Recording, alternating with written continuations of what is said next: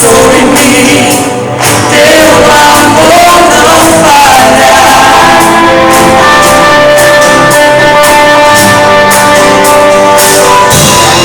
Tu és o mesmo pra sempre, teu amor não muda. Estou pura uma noite,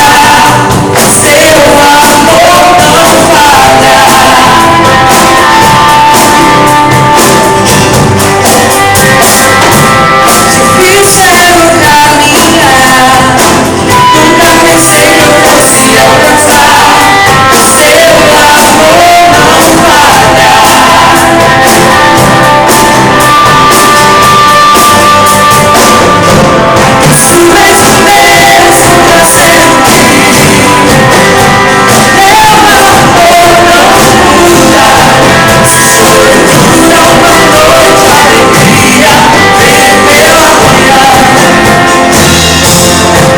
Se o mar sem enfurecer, eu não tenho que temer, porque eu sei que me ama.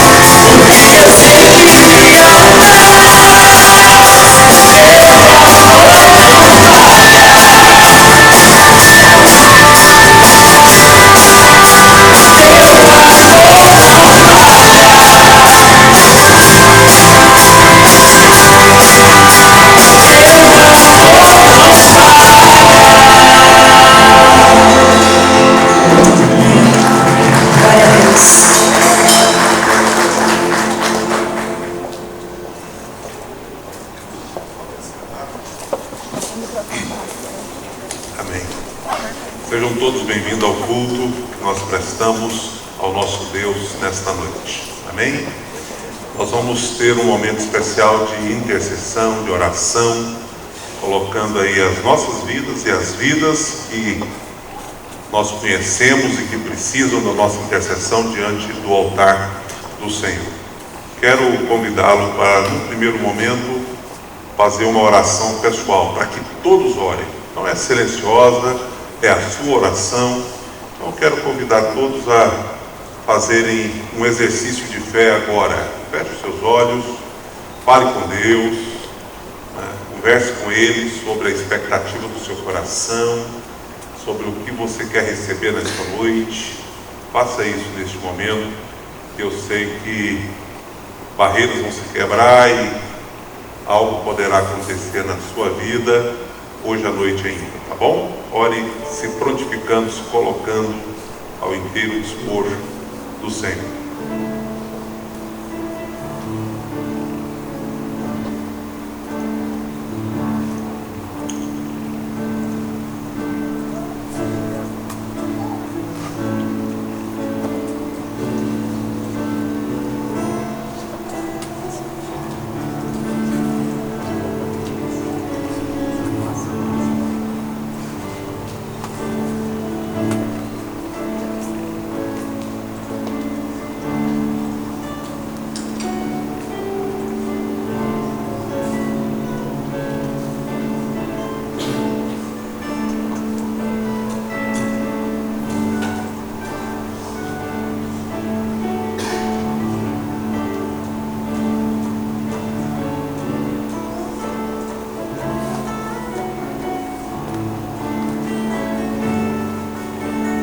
Nosso Deus e Pai, nós colocamos diante de Ti a vida de todos que se reúnem nesse lugar para Te prestar um culto.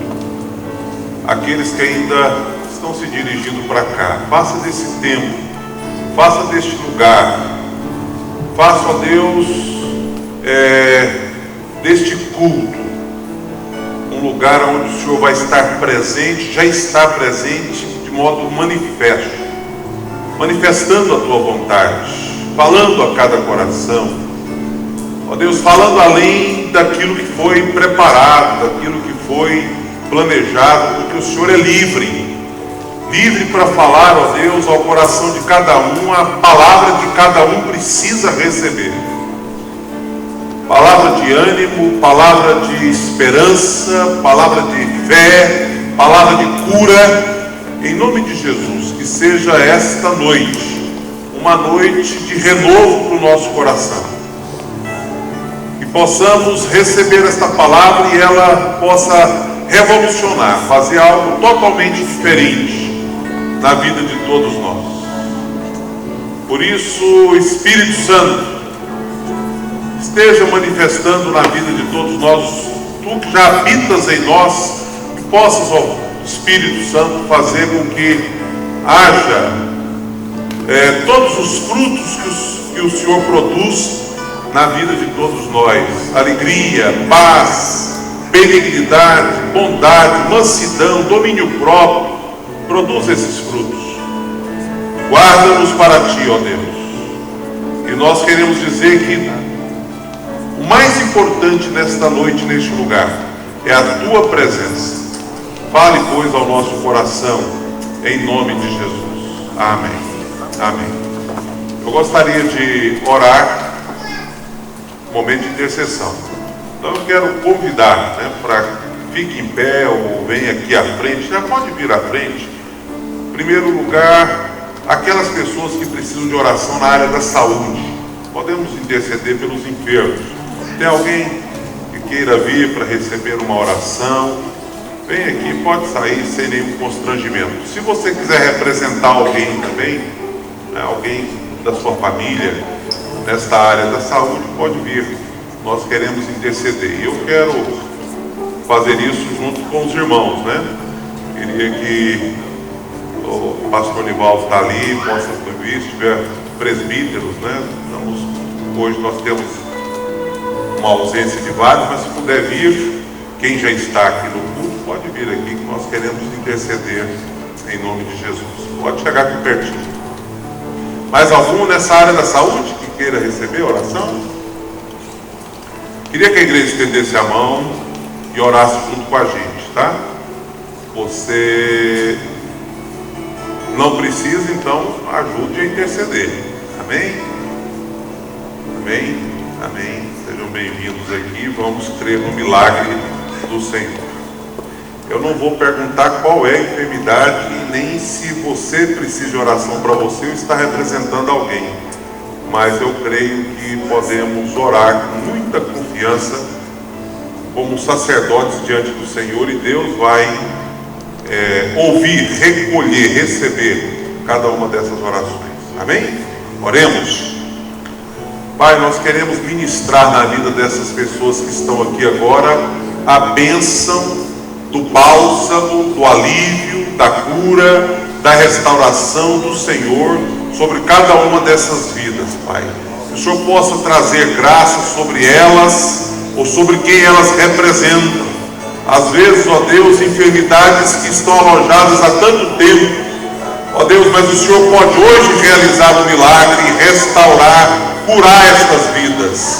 Ó Deus, em nome de Jesus, nós queremos pedir que o Senhor cicatrize as feridas. Se as doenças forem no campo físico, das emoções, que o Senhor possa ministrar, ó Pai, trazendo vigor, trazendo, ó Deus, alegria, trazendo, ó Pai, restauração plena, cura completa para estas vidas. Pai, nós cremos na Tua palavra que diz que muito pode, por sua eficácia, a súplica do justo.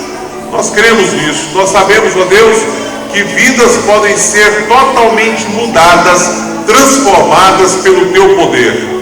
Por isso, opera mesmo, ó Pai. Se o Teu rio tem que passar, que passe aqui.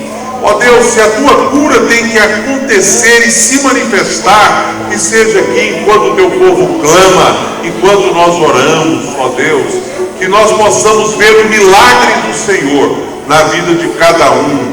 Nós clamamos, nós pedimos, nós confiamos, nós entregamos tudo e oramos em nome do Senhor Jesus. Amém, amém, amém. Que Deus abençoe, né?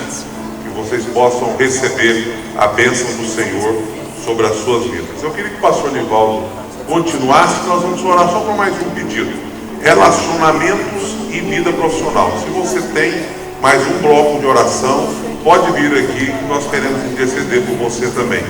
Aí o relacionamento é amplo, né? Qualquer esfera, em qualquer área. Tem alguém que queira receber uma oração nessa área? Pode vir e nós queremos orar. Amém? Mais alguém? Amém. Amém? Mais alguém? Amém. Queria que o pastor Nivaldo fizesse essa oração e nós vamos inverter. Eu vou estar aqui ministrando e o pastor Nivaldo vai estar orando. Última chamada. Mais alguém?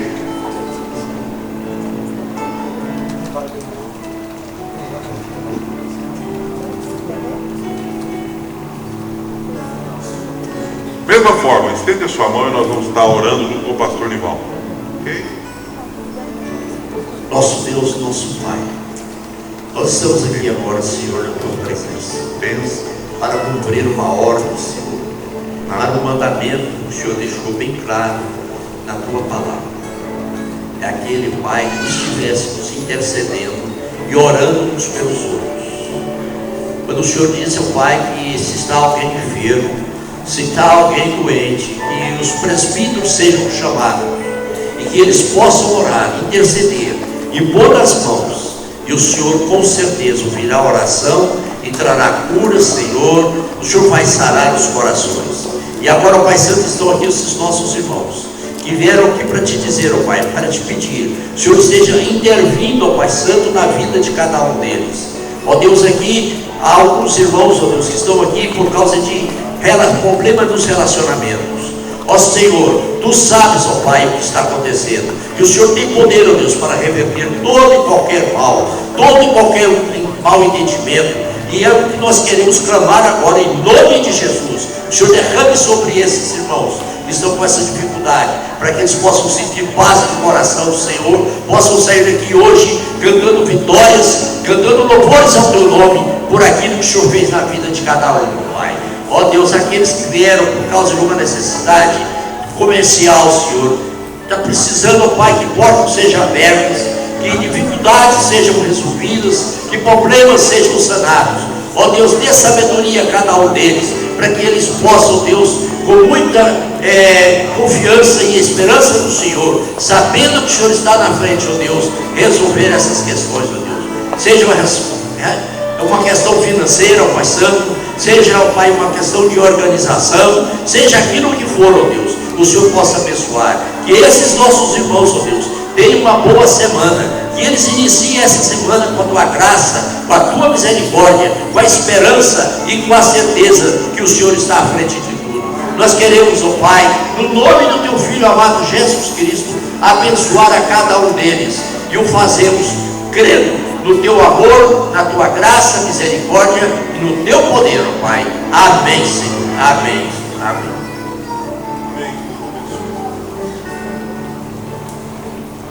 Amém.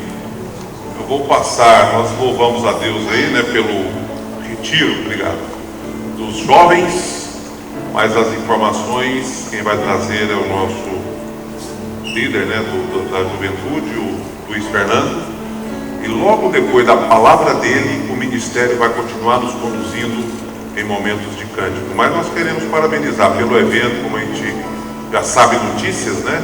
Desejando que mesmo todo jovem que esteve lá, que tudo que aconteceu possa repercutir, possa permanecer e possa continuar sendo bênção na vida da juventude da igreja e também na vida da própria igreja, né? Porque isso pode, com certeza vai ter reflexos na vida da própria igreja. Vamos ouvir como foi então, tá? Boa noite, igreja. Eu pedi essa oportunidade ao pastor para poder agradecer a todos vocês, porque nós, enquanto Ministério de Jovens, reconhecemos que nós só podemos estar lá esses 4 dias, em 3 ranchos, devido ao trabalho também da nossa igreja. E nós tivemos 4 dias muito agradáveis. A gente foi para um acampamento chamado Acampamento Victoria, em 3 ranchos, fica bem à margem do lago de 3 ranchos. Tivemos várias atividades de lazer e também tivemos vários momentos de oração e de exposição bíblica. Nós tivemos o pastor Eduardo Bittencourt conosco. O pastor Eduardo Bittencourt é pastor hoje da Igreja Cristã Evangélica de Brasília, e ele trouxe uma exposição bíblica no texto de Efésios, e foi muito oportuno para nós. Nós temos certeza que nós vamos poder aplicar muito do que a gente aprendeu esses dias lá, aqui no contexto da igreja e também na sociedade onde nós estamos inseridos. Então nós queremos apenas dizer que nós somos muito gratos a Deus, a vocês que também contribuíram para que esse acampamento acontecesse. Esperamos que no próximo ano a gente possa realizar novamente um novo acampamento, contando com o apoio de vocês e com vocês, jovens, que também não puderam estar dessa vez. A gente teve muitos desfalques dessa vez. A gente teve gente da liderança que não pôde ir em razão de trabalho, em razão de problemas pessoais, mas a gente espera que no ano que vem a gente possa estar todo mundo junto novamente. Queria que ficasse de pé quem esteve no acampamento, para que a igreja pudesse ver. Eu sei que muitos não puderam vir, a gente teve 10 visitantes, então a gente pensa a alegria que foi para a gente. Muitos dos que estavam conosco não puderam estar aqui agora, porque também estão como eu assim. Nós tivemos 50 pessoas, cerca de 50 jovens presentes no nosso evento. A gente teve uma satisfação, pode sentar, gente, uma satisfação muito grande, porque teve gente que tinha casamento sexta-feira e que no sábado de manhã resolveu ir. Teve gente que não conseguiu dispensa para ser mesário hoje e que foi embora ontem, depois da meia-noite, pegou o carro e foi embora para cá, veio para Goiânia. Então a gente viu que teve muitas pessoas que lutaram contra as dificuldades que se apresentaram para estar lá, mas foi debaixo da proteção e da direção de Deus que nós estivemos lá. A gente quis trazer para vocês um pouquinho do nosso acampamento hoje com o nosso louvor. A equipe que vai estar ministrando o louvor, a equipe que esteve conosco. A gente tem alguns rostos novos aí que vocês talvez não conheçam, são convidados nossos, pessoas que também se dedicaram para estar com a gente no acampamento, que foi uma bênção. Muito obrigado. Possamos ir agora para esse momento de cânticos.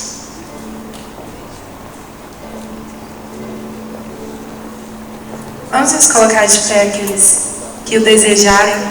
Algumas das músicas que nós vamos cantar são músicas que nos tocaram no acampamento. Talvez não seja conhecimento de todo mundo, mas a gente vai estar projetando ali. A gente reuniu os jovens aqui na frente para dar um impulso maior ao nosso louvor. E a primeira música é uma música que a gente cantou muito, que a gente utilizou muito o nosso corpo para poder adorar o Senhor. Então a igreja se sinta à vontade para adorar conosco. Os jovens têm até coreografia, não sei se eles vão ficar tímidozinhos para fazer. Não, né, Laís? Mas a Laís está lá atrás, ela vem correndo para essa igreja. Porque é uma música que nos faz pensar também na nossa vida, né? De uma forma alegre, a gente pode louvar e usar o nosso corpo para adorar o Senhor. Mas ela diz que se nós tivermos fé como um grão de mostarda, nós poderemos o quê? Mover as montanhas, não é? Se você crê nisso nessa noite, adora o Senhor conosco através dessa música.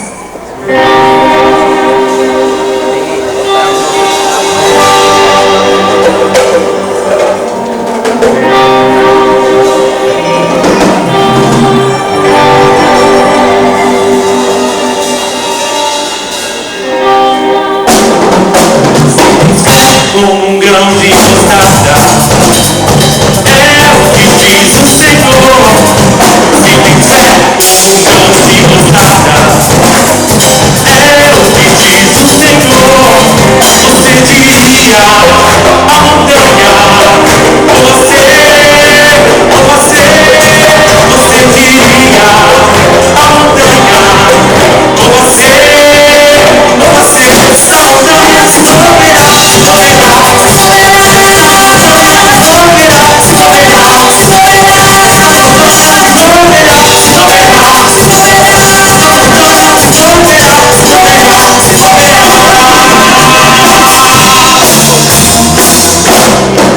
Se tem fé como um grão de mostarda, é o que diz o Senhor. Você diria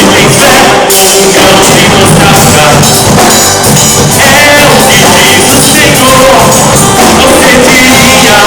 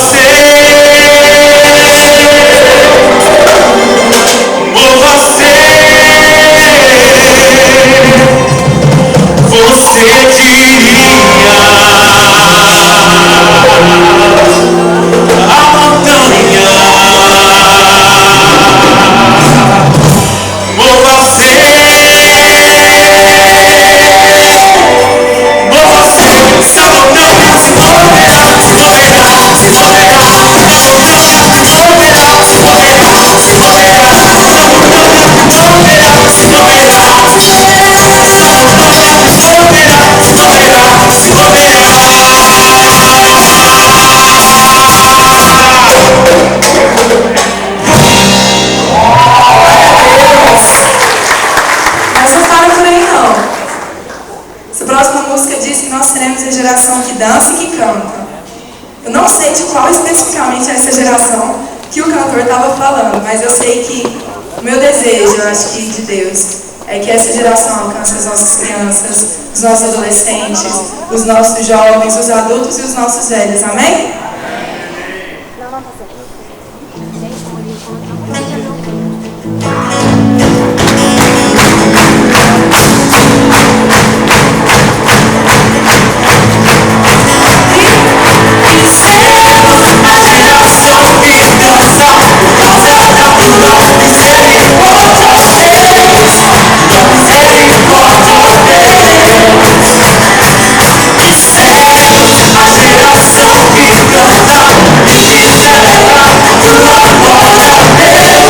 Seremos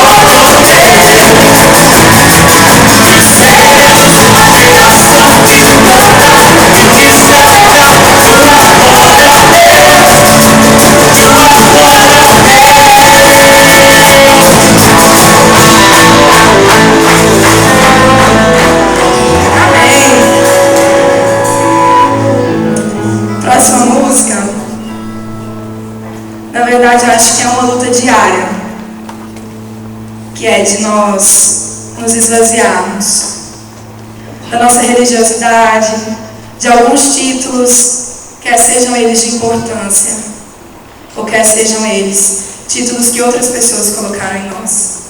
Se você deseja nessa noite se render na presença de Deus e se esvaziar mesmo de tudo que tem te prendido, de tudo que tem te impedido de entrar livremente na presença do Senhor, faça isso nessa noite.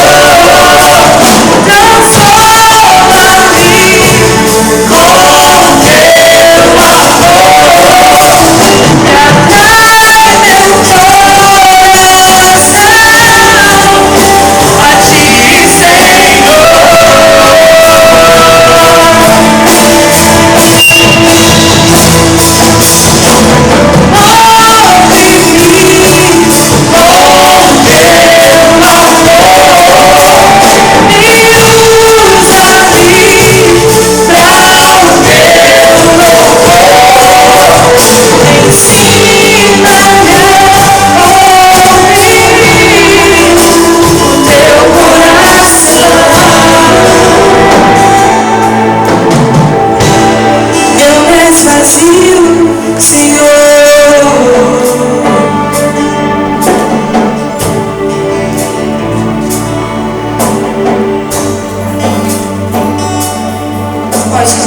eu quero me esvaziar. Eu quero me esvaziar de mim. Eu quero me esvaziar da religiosidade. Eu quero me esvaziar de mim.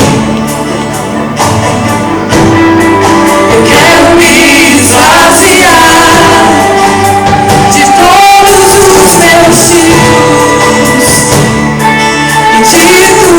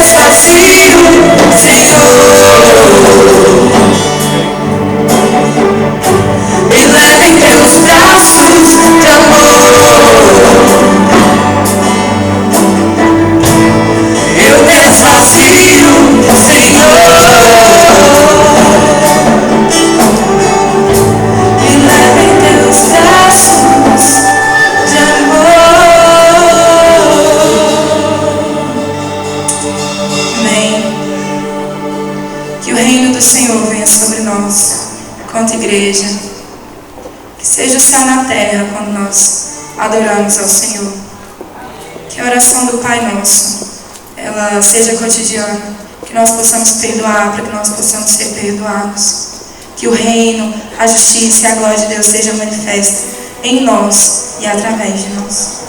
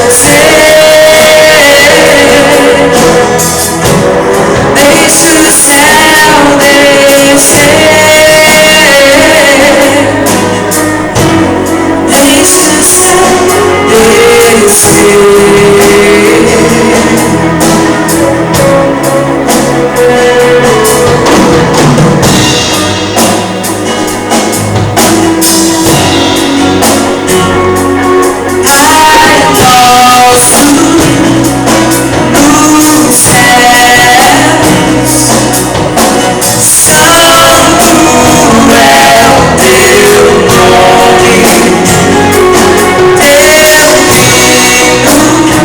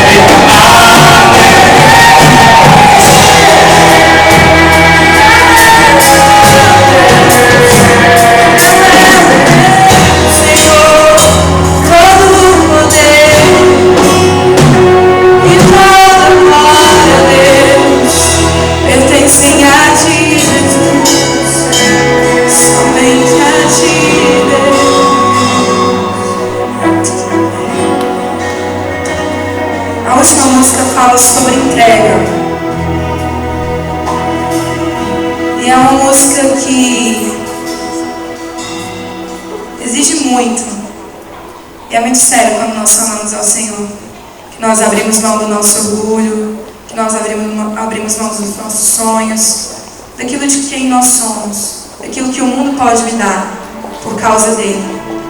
Se esse for o desejo do seu coração nessa noite, de dizer isso ao Senhor, cante em forma de oração a Ele. Deus, eu entrego tudo a Ti. Eu entrego o que eu sou, eu entrego os meus sonhos, os meus planos, os meus projetos, o meu orgulho, a minha vaidade, eu deixo no altar do Senhor, para que o Senhor me cure, me transforme.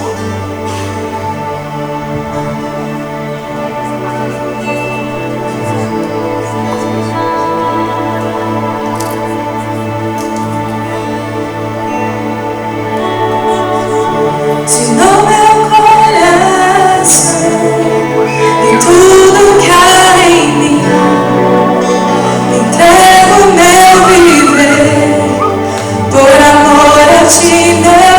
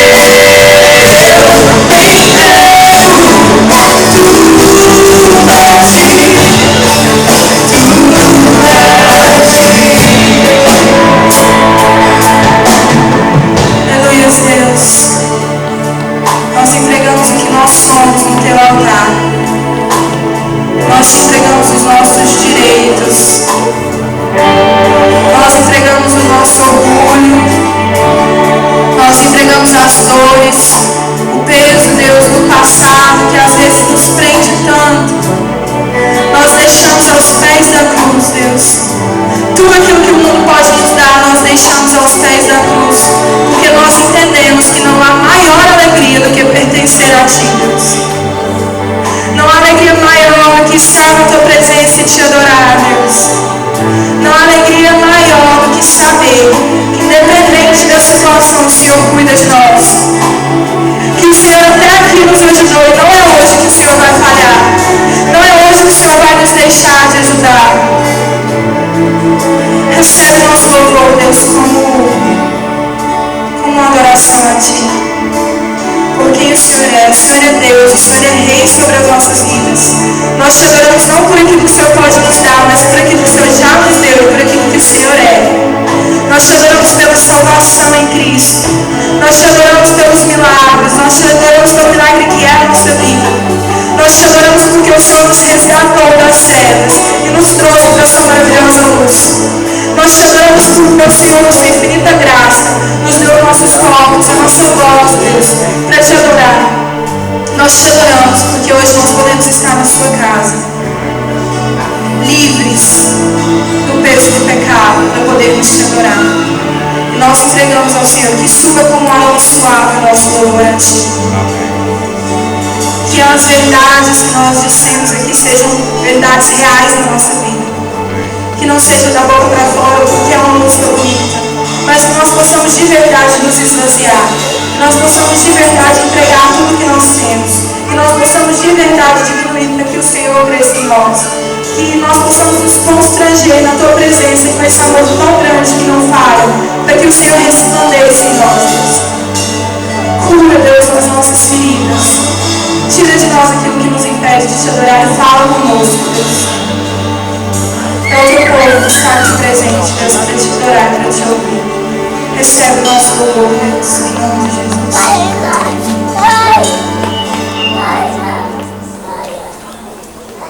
Amém. Vocês podem sentar. E quem desejar abrir sua Bíblia, depois deste tempo de cântico, vamos agora para a palavra, e é o texto de João, capítulo 5, de 1 a 15.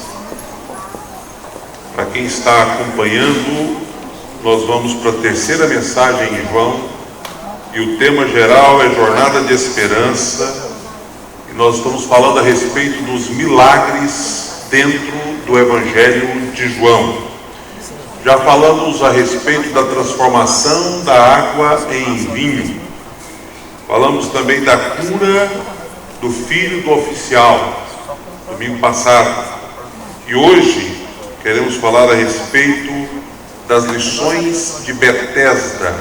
E o texto é João 5, de 1 a 15. João, capítulo 5, de 1 a 15. O texto bíblico pode ser lido em conjunto. Se você quiser ler em voz alta comigo, vamos fazer essa leitura. Algum tempo depois, Jesus subiu a Jerusalém para uma festa dos judeus. Há em Jerusalém, perto da porta das ovelhas, um tanque que em aramaico é chamado Betesda, tendo 5 entradas em volta. Ali costumava ficar grande número de pessoas doentes e inválidas, cegos, mancos, paralíticos. Eles esperavam um momento nas águas. De vez em quando, descia um anjo do Senhor e agitava as águas. O primeiro que entrasse no tanque, depois de agitadas as águas, era curado de qualquer doença que tivesse. Um dos que estava ali era paralítico, fazia 38 anos. Quando viu deitado e soube que ele vivia naquele estado durante tanto tempo, Jesus lhe perguntou: você quer ser curado? Disse o paralítico: Senhor, não tenho ninguém que me ajude a entrar no tanque quando a água é agitada.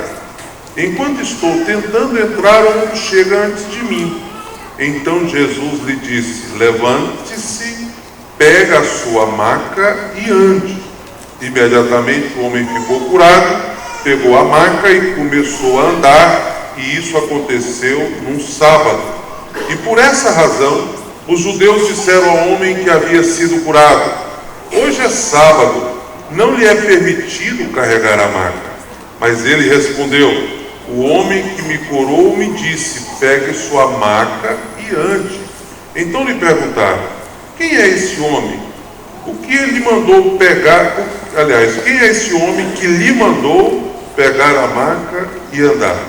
O homem que fora curado não tinha ideia de quem era ele, pois Jesus havia desaparecido no meio da multidão.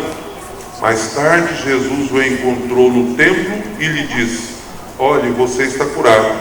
Não volte a pecar, para que algo pior não lhe aconteça. O homem foi contar aos judeus que fora Jesus quem o tinha curado. Deus nos abençoe com esta porção da palavra. Amém. Meus queridos, a grande questão introdutória inicial que eu quero levantar é a geografia do milagre.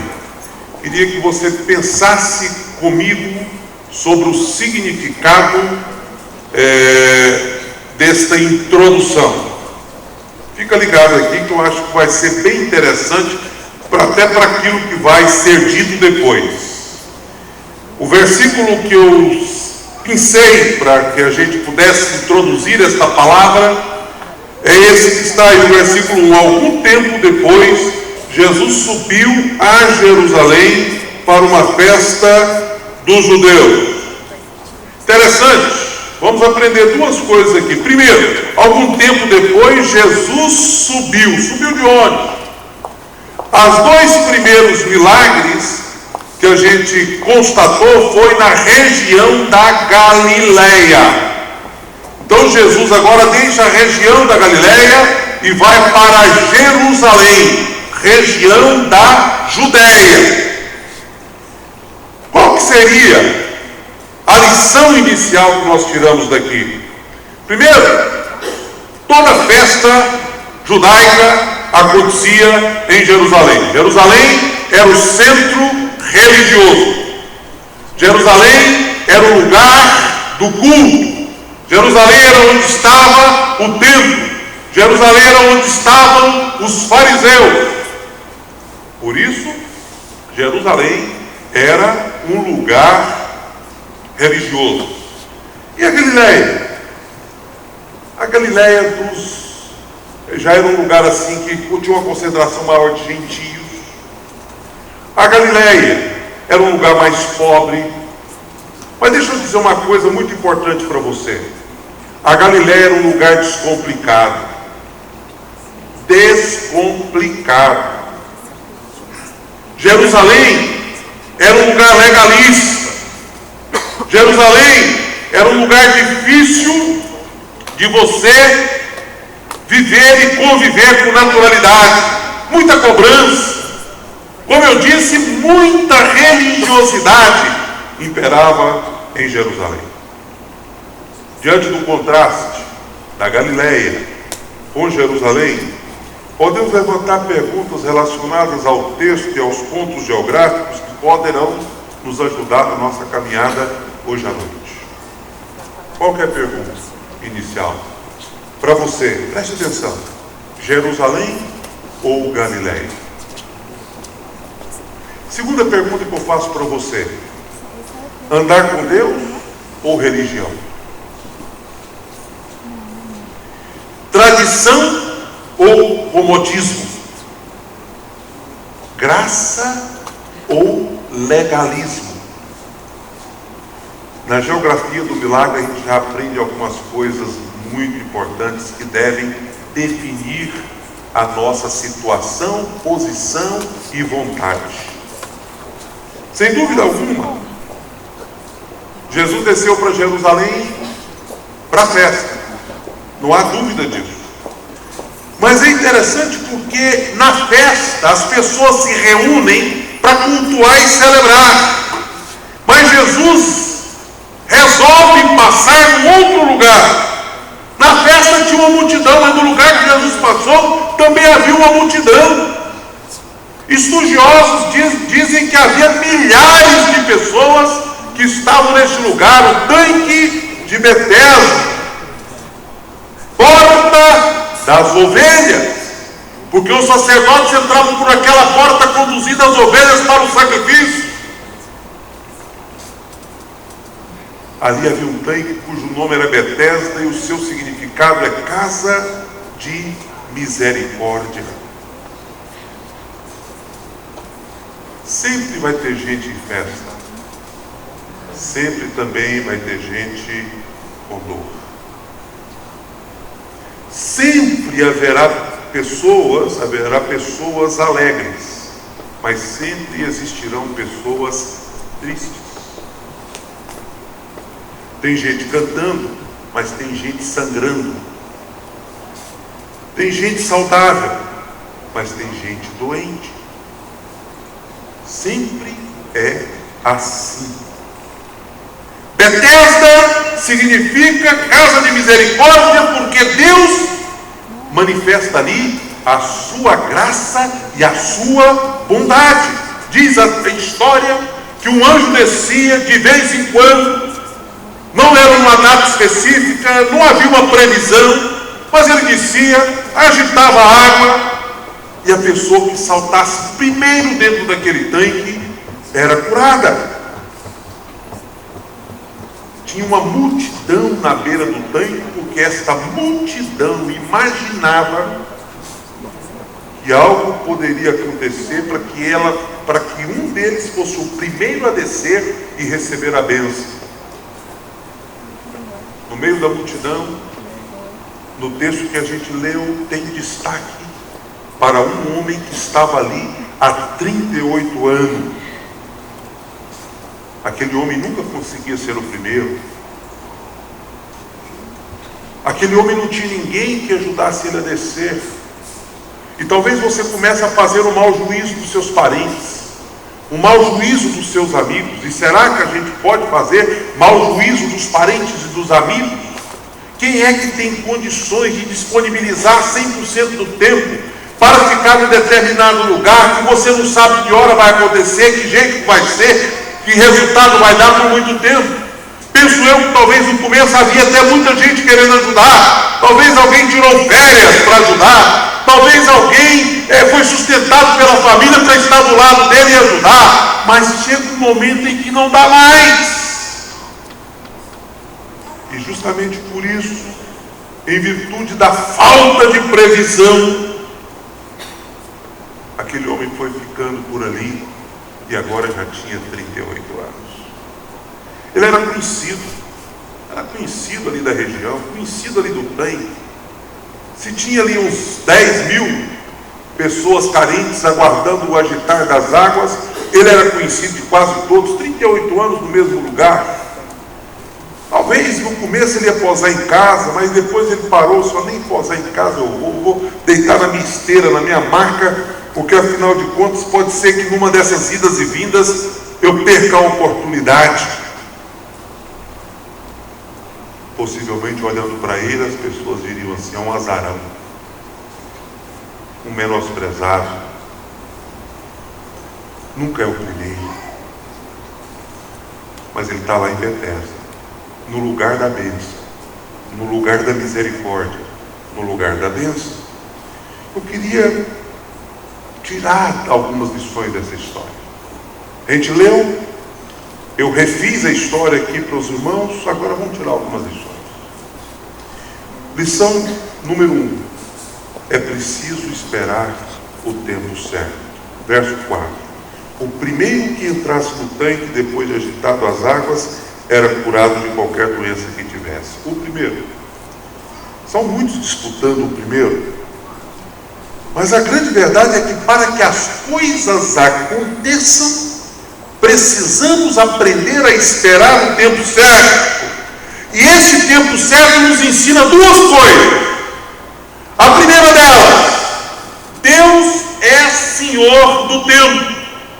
O tempo certo não é o seu. O tempo certo não é o meu. Deus é soberano sobre o tempo.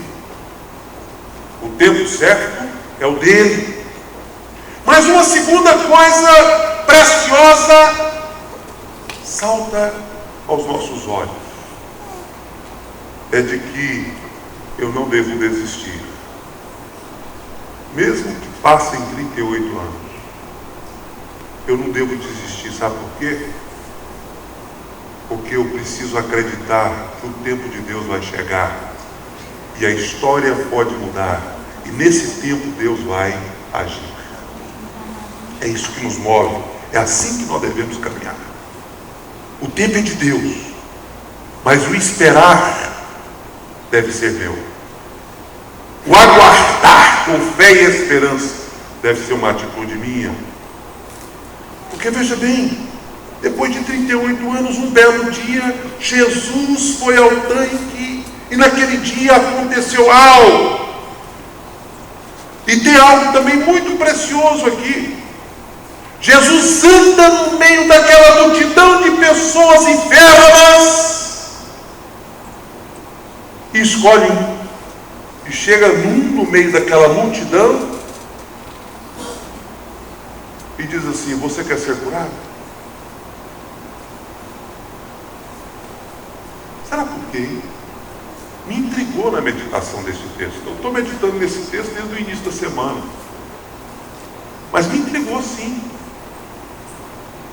Por quê? No meio de tantos, Jesus viu aquele homem. Jesus escolheu aquele homem. Jesus fez uma pergunta para aquele homem. E Jesus curou aquele homem. Alguém poderia dizer: pastor, será que ele tinha alguma coisa especial? O texto não diz. A impressão que a gente tem é que aquele homem não manifestou fé. A Bíblia não registra que aquele homem tenha pedido algo para Jesus. Está passando Jesus aqui no templo. Jesus, corre aqui, eu sou um homem de 38 anos doente, me ajude. A Bíblia não registra isso. Aqui cai por terra uma coisa que evangélico gosta demais. É de afirmar que Deus trabalha debaixo de pressão, né? Eu posso decretar para Deus, exigir de Deus, mandar a Deus. Não é você que escolhe Deus, meu irmão, é Deus que escolhe você. Não é você que decide o que Deus vai fazer, é Deus que escolhe e decide o que vai fazer com você e por você. Vocês entenderam? Não tem nada que dá para aquele homem merecimento, mas por graça, por bondade. Por isso que aquele lugar chama Casa de Misericórdia. Deus escolhe, Jesus vai lá até aquele homem e Jesus toma a iniciativa. Não é o homem que vê Jesus, é Jesus que vê o homem e vê tudo daquele homem, toda a história daquele homem.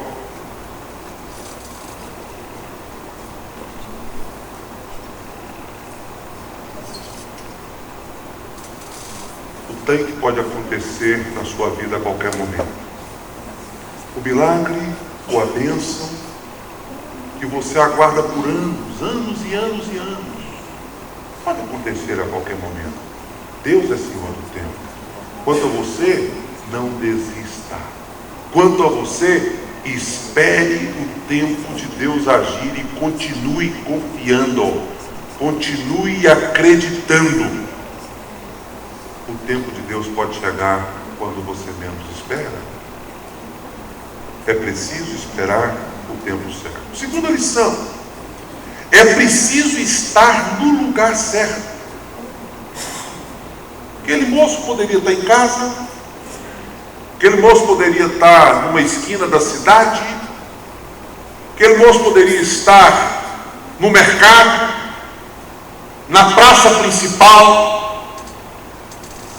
Não, ele estava em Betesda, o lugar certo de receber a bênção e o milagre, onde o milagre acontece. O Betesda significa, nesse caso para nós, o ato de vencer o comodismo,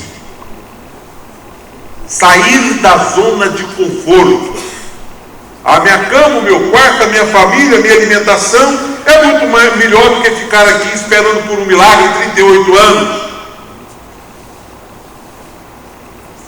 Não foi assim que ele pensou. Ele saiu da zona de conforto, do comodismo, para estar naquele lugar. Aí aconteceu um milagre, daqui a pouco a gente vai tirar outra lição do milagre. Mas aconteceu um milagre e tem um episódio que eu quero destacar aqui e que eu acho super aplicável para hoje. Um detalhe muito sutil.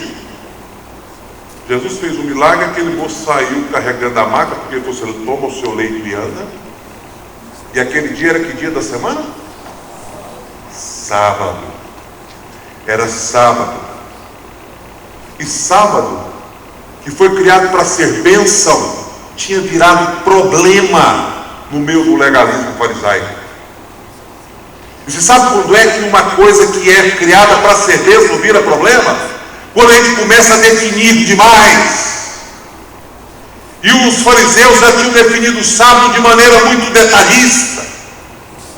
Quantos passos você pode dar no sábado para lá? Quantos passos você pode dar no sábado para cá? O que é que você pode fazer? O que é que você pode beber? O que é que você pode comer? Começava a inventar demais.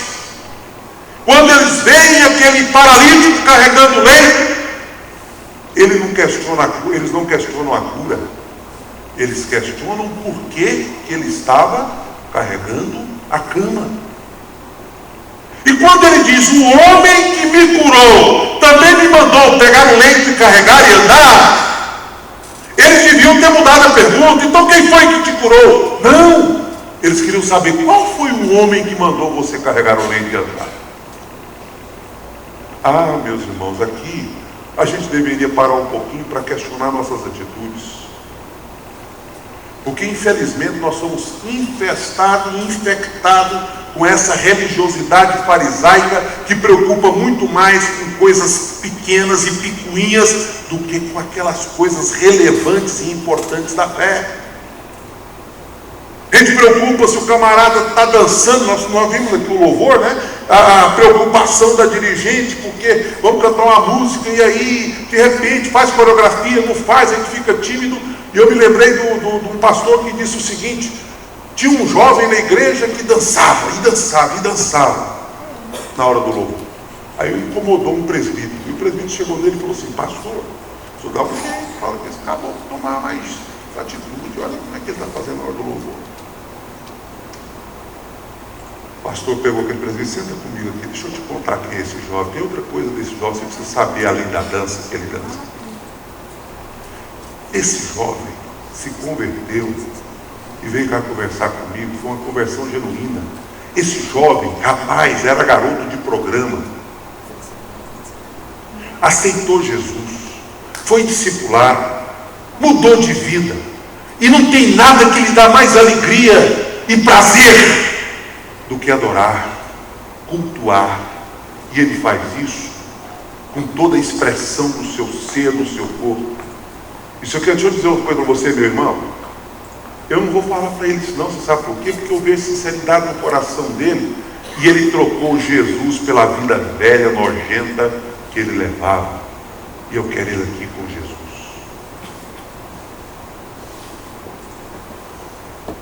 Meu irmão, a gente está preocupado com a roupa que o outro veste, com o brinco que o outro usa, com o cabelo que o outro usa.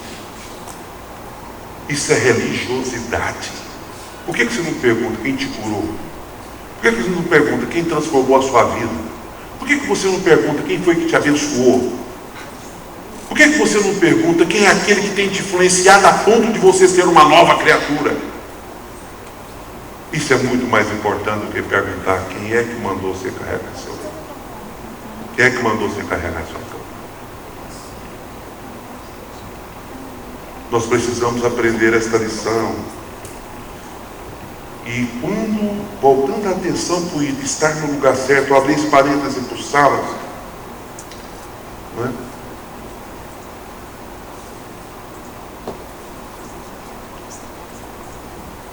A lição que a gente aprende estando no lugar certo é que eu tenho que largar, não é outra coisa senão as minhas picuinhas, para eu ver o que Deus está realizando. No lugar certo, no tempo certo, tem milagre e bênção de Deus na sua vida. Terceira lição: é preciso querer ser curado. É interessante porque Jesus chega num homem que por muito tempo fazia para si mesmo a seguinte pergunta: quando será a minha vez? Só cura um por vez. Tem 38 anos que eu vejo gente ser curada aqui e nunca chega a minha vez.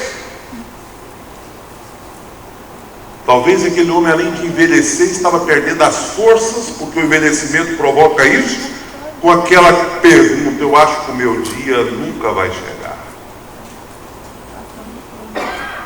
Aí chega Jesus e diz: você quer ser curado? Que pergunta mais incoerente. Perguntar para um doente se ele quer ser curado?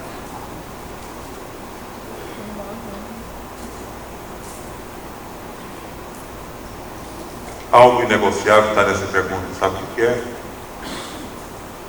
Eu preciso querer. Eu preciso querer. Sabe por quê eu preciso querer? Porque querer ser curado vai provocar uma série de mudanças na minha vida. Assumir responsabilidade, trabalhar, carregar a cama, o leito. Você tem que querer. Suponhamos que aqui nesse auditório tem gente doente em outra área, na área emocional. E aí Jesus chega e diz: você quer ser curado? Aí você fala: que pergunta mais incoerente. Todo mundo quer ser curado, quer nada. Porque você sabe que a cura pode gerar um período de dor. Vai mexer, ficar funchado, para depois jogar um remédio. Isso dói. Dói. Quem sabe você não quer? Prefere viver escondendo o problema, jogando o negócio lá para o passado, ignorar, do que enfrentar. Perdoar é reviver a dor, é reviver o sofrimento. Será que eu quero mexer com isso? Por isso a pergunta faz sentido. Você quer ser curado? Tem que querer. Tem que querer.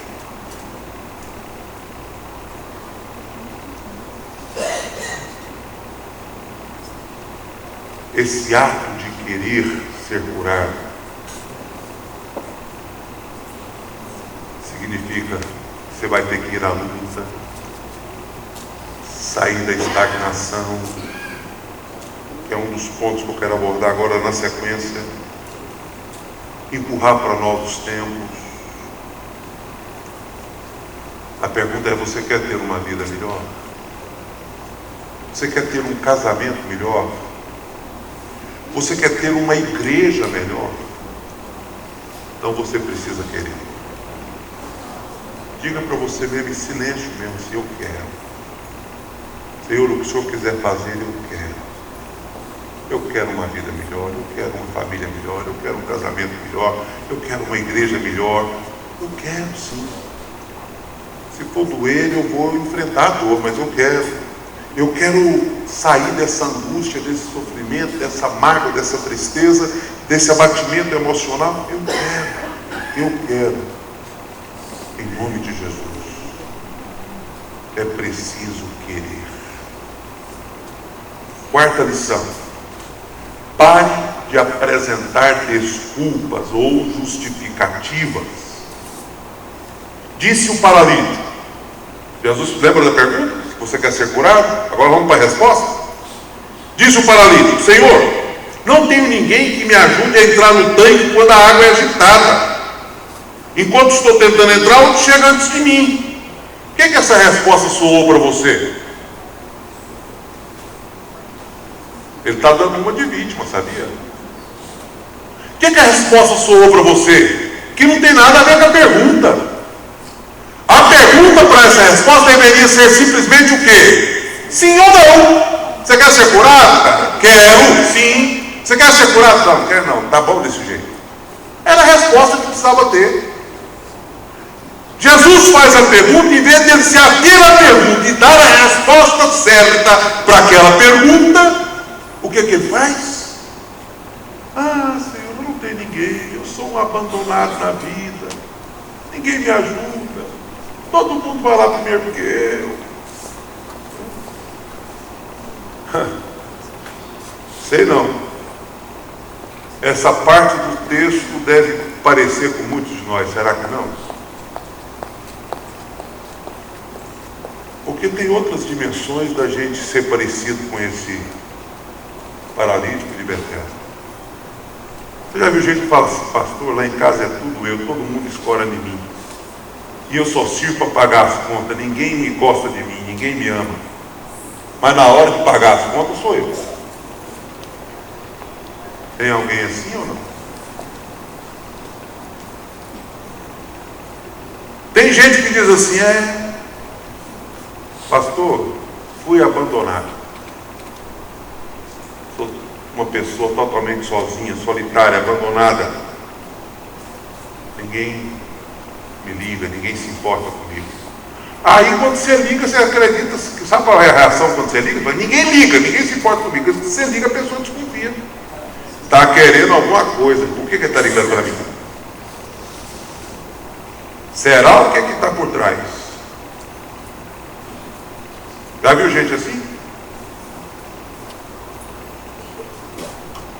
É assim que acontece, gente. Pois é.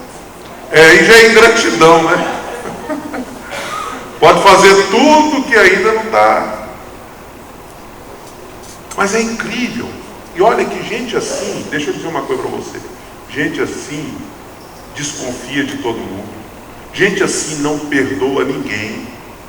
Não perdoa. E você sabe por que gente assim não perdoa?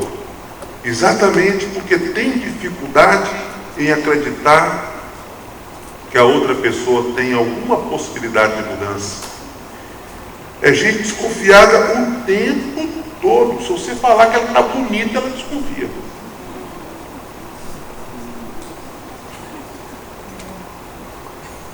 Pare com isso. Quando Jesus perguntar para você se você quer ser curado, simplesmente responda assim, Senhor, eu quero. Você quer que eu te dê outro justificativo, ou outro exemplo prático? Por que você não aceitou Jesus ainda?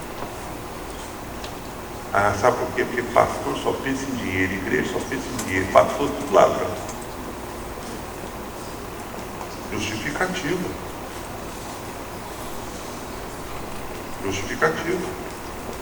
E eu estava ouvindo um pregador, até contei onde eu estava. Hoje você decorre algum bispo, né? Mas um camarada falou isso com um pastor. Um camarada que o tio dele era pastor. E ele era engenheiro agrônomo. Ele falou assim, todo engenheiro agrônomo é gay. Aí o cara apelou com ele e disse, você está falando que todo pastor é ladrão e meu tio é pastor e não é? Ah, rapaz, você me desculpa, pede perdão para o seu tio lá por mim. Eu fui mal. Interessante, né? Isso é justificativo. Será que você não vai encontrar uma igreja, um pastor, um lugar onde você possa congregar e que seja de fato honesto, sincero, lugar onde você possa confiar? Para mim isso cheira desculpa, justificativa, para não tomar uma decisão. Portanto, a resposta certa é: eu quero. Dizer que não tem ninguém não ajuda. Dizer que ninguém pensa em você não ajuda.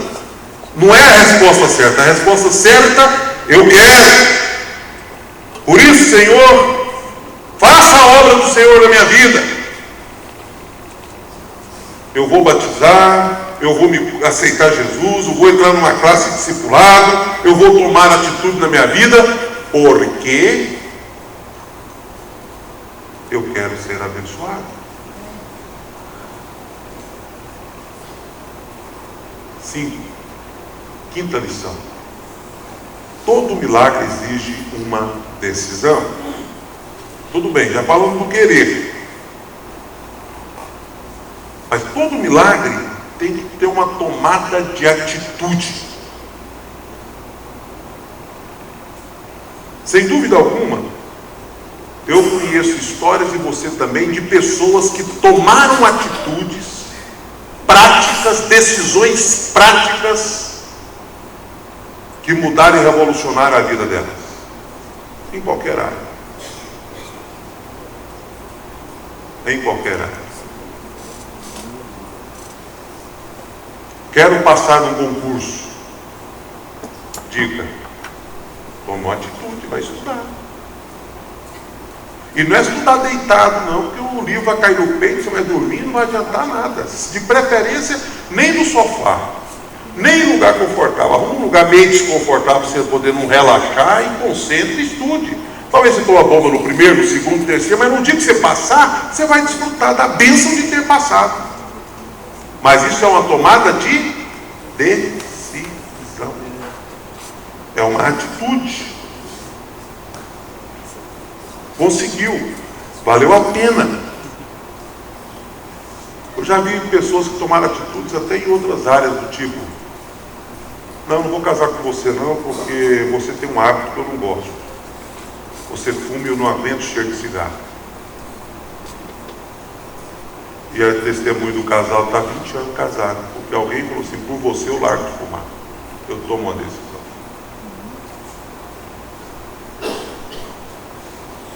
Atitude faz a diferença.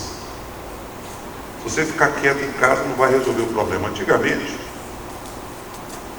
por exemplo, mulher antigamente era treinada para ser esposa. Qual que era uma excelente esposa? Alguém que aprendia os dotes culinários e fazia normal. Lembra disso? Os irmãos que lembram disso aí? Geração da Arca de Noé.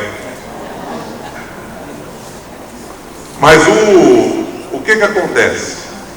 O pai ficava feliz da vida quando a filha formava. Ele dizia assim para a sociedade e para os pretendentes: eu tenho uma filha em casa que é professora.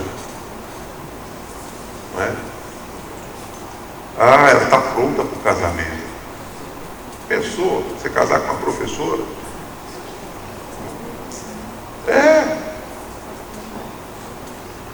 Hoje é diferente, meu irmão.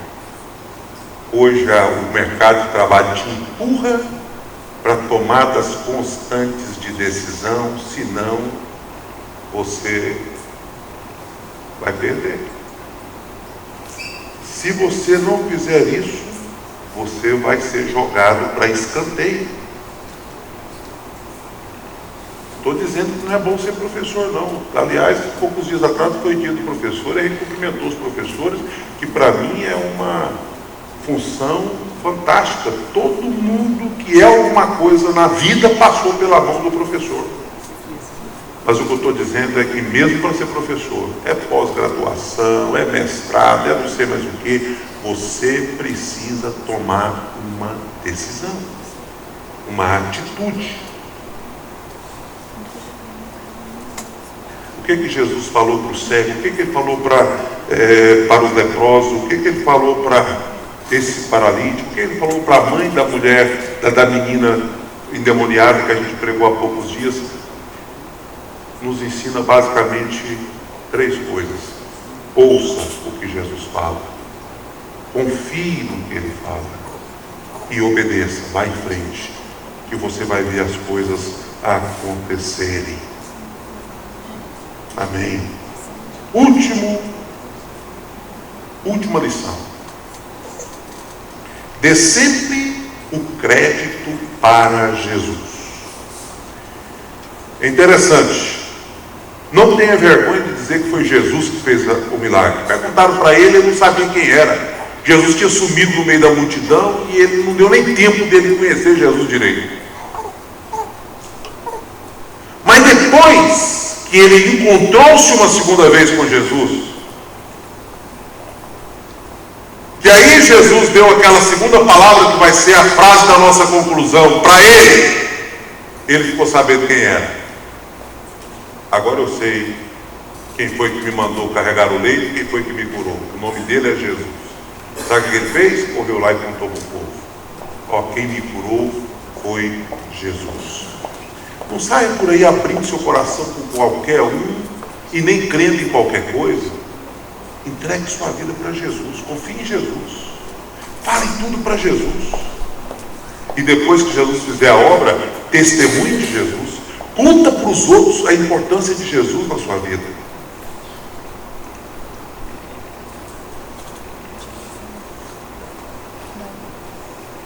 É interessante que muitas pessoas recebem a bênção e depois esquecem do abençoador. Eu falei isso no domingo passado, não falei? De pessoas que, por exemplo, ganham uma bênção grande de Deus, estavam procurando emprego, ou então negócios e tal, depois que a bênção chega, some da igreja. Fulano, cadê? Ih, pastor, Deus tem me abençoado demais, eu não tenho nem tido tempo de vir à igreja, tanto que eu estou sendo abençoado. Já viu gente assim? Tem que cuidar dos meus negócios, está tudo meio enrolado. Ó, pastor, é bênção de Deus, é bênção de Deus. Que bênção é essa, hein? Que fez você abandonar até mesmo o culto, o ato de congregar. Não se esqueça de dar o crédito para Jesus. Termino. O mais importante na vida de uma pessoa não é a cura física, mas sim a transformação de vida. Olha o que Jesus diz no verso 14, está com ele aberto aí, ou então olha para a tela. Mais tarde Jesus o encontrou no templo e lhe disse: olhe, você está curado, não volte a pecar, para que algo pior não lhe aconteça. O que pode ser pior do que 38 anos vivendo na beira de um tanque esperando uma cura que nunca chega? O que Jesus está falando é de perdição eterna, né? O que Jesus está dizendo é o seguinte: meu querido, mais importante do que um milagre temporário é a certeza de vida eterna com o Senhor. Essa você não pode perder. Tem gente que pega a ênfase e coloca em outro lugar. Aquele moço estava sofrendo por causa do pecado dele. Meu querido, todo sofrimento é consequência do pecado. Os diretos, os indiretos, o seu, dos seus filhos, o meu, o da sociedade de modo geral, é consequência do pecado. Mas quando aquele cego de nascença foi curado, perguntaram para Jesus: quem pecou, ele ou os seus pais, para que ele nascesse cego?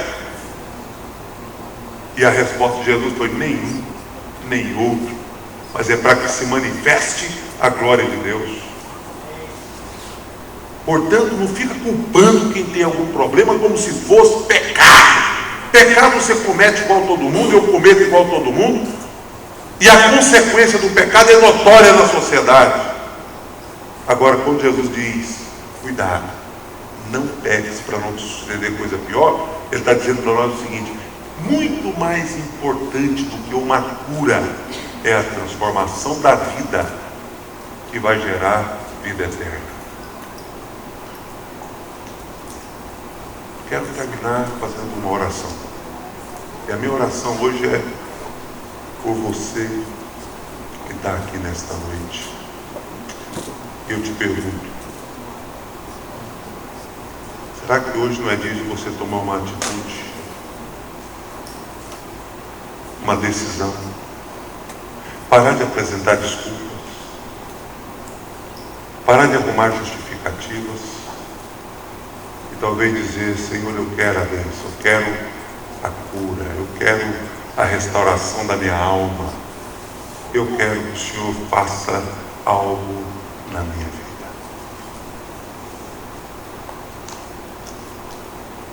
Nosso auditório está menor, mas eu não conheço todos vocês. Não conheço todos que estão aqui nesta noite. E eu não me sentiria bem em terminar essa mensagem sem perguntar: será que tem alguém aqui hoje que precise tomar uma decisão, dizendo: Senhor Jesus, eu quero recebê-lo na minha vida, eu quero aceitar o Senhor no meu coração? Será que tem alguém? Se tiver alguém, eu queria só que levantasse uma mão, e nós queremos só te ver para orar por você. Será que existe uma pessoa dizendo assim: hoje eu tomo uma atitude na minha vida, hoje eu quero receber Jesus como meu Senhor e meu Salvador? Faço uma segunda pergunta. Talvez você esteja desigrejado, apresentando justificativa: nenhuma igreja é boa. Isso é um certo preciosismo. Você está querendo dizer com isso que Se você achar uma igreja perfeita, não vai para ela não, vai danificá-la. Porque nenhum de nós somos perfeitos. Nenhum é perfeito. Por isso, ser da igreja, congregar, conviver, relacionar, pastorear, ser pastoreado, criar vínculo, comunhão, compromisso, responsabilidade, isso é de fundamental importância, é bíblico. Será que tem alguém que gostaria de dizer: eu estou desigrejado, eu preciso definir e levar uma igreja a sério e congregar como a Bíblia ordena? Será que tem alguém? Ele quisesse a mesma coisa. Se tiver alguém que quisesse manifestar, levanta a mão. Eu gostaria de conhecer. Não? Gostaria de mesmo assim orar ao Senhor. Talvez batizado, alguém que nunca tomou atitude sobre o batismo. Será que tem alguém? Vamos ter o batismo daqui a pouco tempo. Será que tem alguém que também não está precisando tomar essa decisão do batismo? E dizer: pastor, no próximo batismo eu quero batizar. Eu quero tomar essa decisão definitiva na minha vida. Será que tem alguém antes da oração? Feche seus olhos onde você está e oremos ao Senhor. Pai, nós queremos receber esta palavra que foi ministrada no nosso coração e dizer ao Senhor que realmente nós queremos ver a manifestação da graça e da misericórdia do Senhor na nossa vida, trazendo plena transformação. Não é a transformação apenas de uma ferida qualquer, de uma enfermidade qualquer, mas é a transformação que salta para a vida eterna, é a transformação da alma, do coração, da vida, para que nós possamos viver a plenitude do Senhor. Por isso, aplique, Deus, e se tem alguma decisão a ser tomada, mesmo depois que o apelo tiver sido concluído, em casa, em qualquer lugar, que essa mensagem continue ecoando, continue repercutindo, continue refletindo na vida, no coração, na mente de cada um, para que haja transformação. Clamamos isso em nome de Jesus. Amém. Amém. Antes da gente concluir, eu tenho aqui um momento que eu quero abrir no nosso culto, para a gente fazer uma oração por uma família. A maioria da igreja ficou sabendo do falecimento do Marcos Aurélio Nabuti. Ele é tio da nossa irmã Luciana, que é membro da igreja, e do seu esposo, Frederico, e é irmão do Dr. Jorge Nabuti, que nos visita sempre e é bem conhecido do povo evangélico como médico também, né, cardiologista. E outros irmãos, outros irmãos que estão aqui, outros parentes que vieram ao culto hoje à noite. E foi uma morte que pegou todo mundo de surpresa, né? Ele foi dirigido para o hospital e depois da cirurgia gravou-se e faleceu. E nós sabemos que a família tem sofrido muito e a gente quer, como igreja, partilhar e compartilhar, orando ao Senhor por essa família. Está aí algumas imagens do Marcos Aurélio. Ele nasceu no dia 21 de fevereiro de 1959 e faleceu agora essa semana, dia 20/10 de 2014. Foi velado aqui na capela da nossa igreja e sepultado na terça-feira, por volta de meio-dia, 1h da tarde. Casado há 31 anos com Cibele. A Cibele está aí? Fique em pé, por favor, para a igreja te conhecer. Sei que é um momento difícil, mas nós queremos, como igreja, te abraçar, desejar que Deus te abençoe e te console. Pode sentar. 3 irmãos, ele é o caçula de 3 irmãos, não sei quais deles estão aqui. O Dr. Jorge está aqui, não está? Fique em pé, Dr. Jorge, acho que muitos conhecem. Maria Aparecida, também outra irmã, fique em pé, por favor. Então são irmãos que estão aí conosco e que também partilham dessa dor.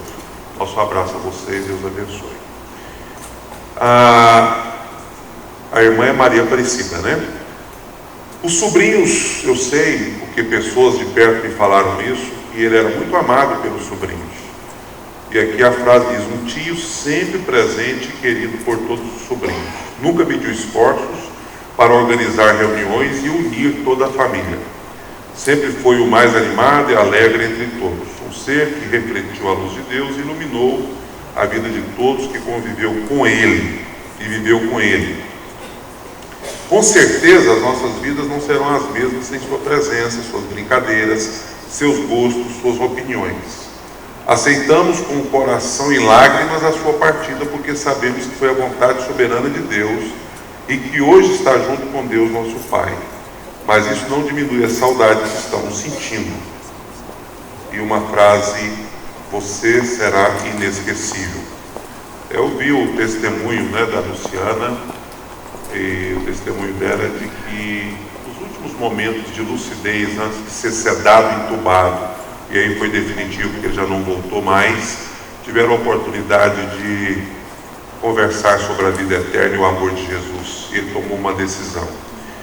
Interessante, porque a gente sabe muito bem, a partir da experiência, até mesmo do ladrão da cruz, que não tem decisão tardia. É graça, né? Não somos nós que escolhemos a Deus, é Deus que nos escolhe. Disse isso no sermão agora mesmo. Então nós queremos convidar a todos para que a gente possa orar ao Senhor por esta família, agradecer por esses 55 anos, ele nasceu no mesmo ano que eu nasci, tínhamos a mesma idade. Então nós queremos orar. Queria que todos ficassem em pé. Logo após, nós iremos cantar a última música e você terá a oportunidade de trazer a sua contribuição, tá? E aí nós vamos impetrar betones. Estou indicando para você saber que o culto já está no fim. Então, após a oração, a gente vai poder encerrar o culto, trazendo os dízimos e ofertas. Amém? Podemos orar então?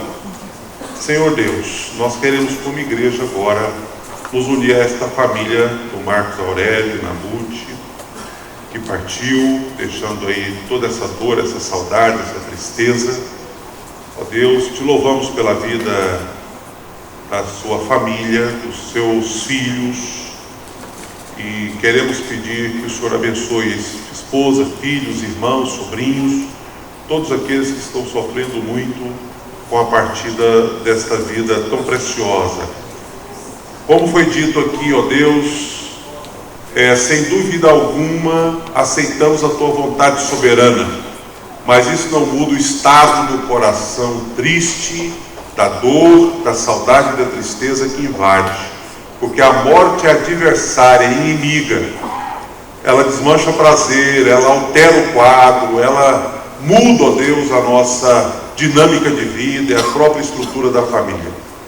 Mas eu sei que o Senhor é aquele Deus que restaura, aquele Deus que pode, ó Deus, cuidar de cada segundo, minuto, dia, hora, semana, mês, ano que virá pela frente, de maneira que a família encontre forças para sobreviver, cuidar uns dos outros, viver em união e caminhar, ó Deus, debaixo da Tua bênção e do Teu consolo.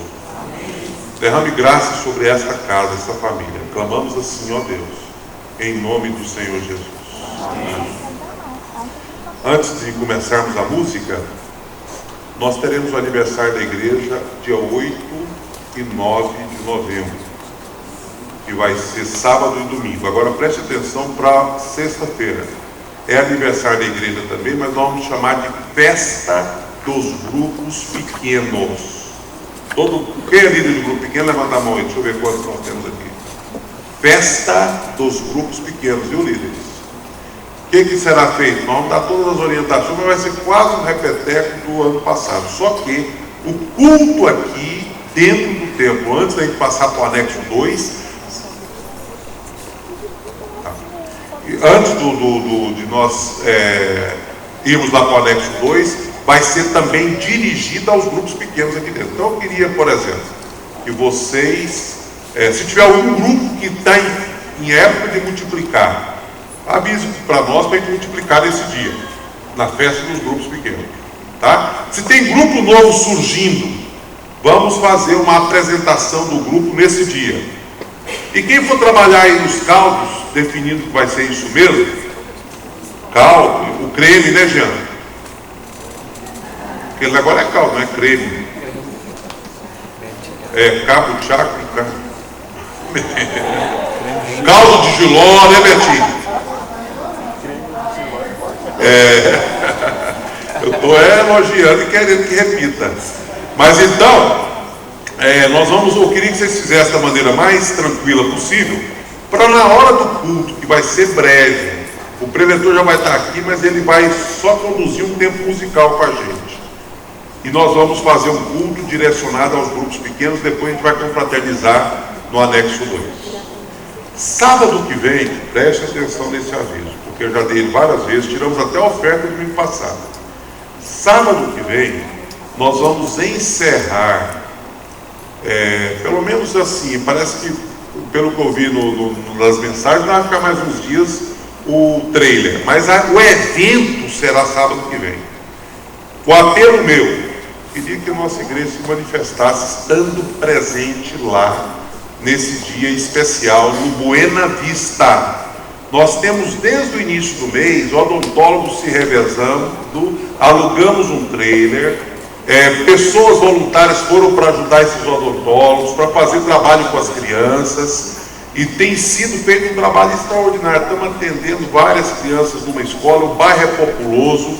No último dia, a gente vai ter lá uma festa o dia todo. Vai ter pula-pula, algodão doce, pipoca, distribuição de bíblias, vai ter palavra, vai ter teatro, vai ter cinema, vai ter uma série de coisas nesse dia lá, e vai encerrar com um culto às 16 horas.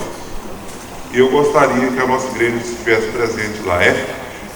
Feriado é domingo, não vai emendar final de semana prolongado igual esse, o feriado começou sexta, né? Então todo mundo vai ter em Goiânia. O seu programa do dia 1º é lá no Buena Vista com a gente. Aí nós vamos espalhar, vamos ajudar, vamos fazer isso pela internet, WhatsApp, seja lá o que for, a localização. Não é? Mas para quem quer saber pelo menos a direção, o Buena Vista é aquele bairro que a gente enxerga depois da Eternite, depois da saída de Guapó, lá, da saída, não é depois de Guapó não, da saída para Guapó. Depois daquela depósito da Ricardo Elétrico, né? Aí você vê um bairro cheio de casinhas assim, similares à sua direita. Aquele é o Buena Vista. E o local é a única escola do Buena Vista. Incrível que pareça, uma escola, é a maior escola de Goiânia, em termos de aluno, população de aluno, e é a única do bairro. Então, se você se perder lá com o endereço, saiba que é esse o local também, tá bom? Sábado que vem contamos com todos vocês lá. Vamos cantar, você pode trazer seu dízimo, oferta e contribuir. Logo após impetraremos a bênção, encerrando o culto, e desejamos que Deus te abençoe ricamente essa semana, tá bom?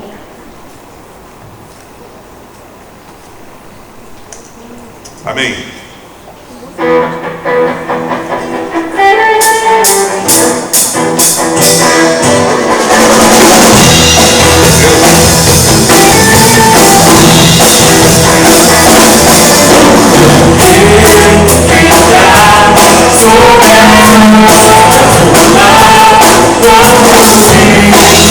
I'll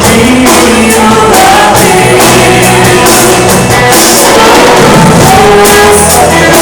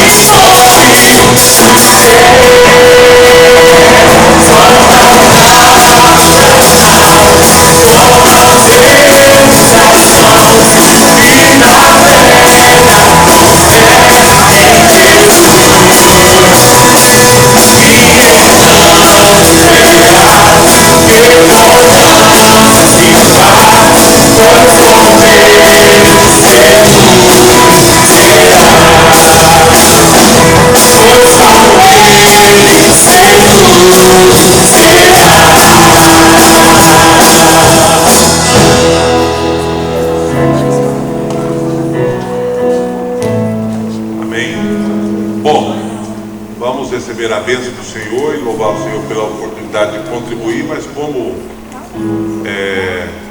vocês largaram tudo para vir ao culto, eu sei que a maior parte já sabe o que aconteceu, né? Dilma reeleita com 51,58% dos votos contra 48,41%. Então vamos orar? Amém? Senhor nosso Deus, nós cremos que o Senhor está assentado em um alto e sublime trono e temos declarado isso. É o Senhor que nos governa. E por isso nós queremos reconhecer que o Senhor age com soberania. E se o Senhor quis e permitiu que fosse assim, a eleição no nosso país, a nível de Brasil, a nível dos estados, nós queremos apenas nos submeter à tua vontade e pedir que o Senhor continue tendo misericórdia da nossa nação, guardando a nossa nação, protegendo a nossa nação.